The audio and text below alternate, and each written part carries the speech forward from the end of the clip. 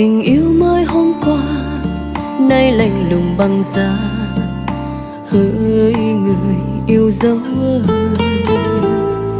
người chiếm lấy tim ta nay phũ phàng xa vắng. Thôi thì cuộc tình đâu, chiều nay ta bơ vơ trên cả dải hoang vắng, gió thương cho cuộc tình ta.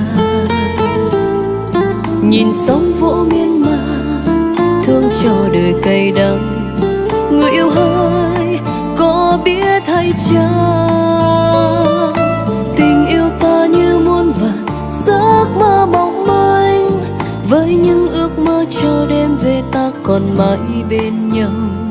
Hãy đến một lần thôi, hãy nói một lần thôi, mãi mãi không bao giờ lìa xa.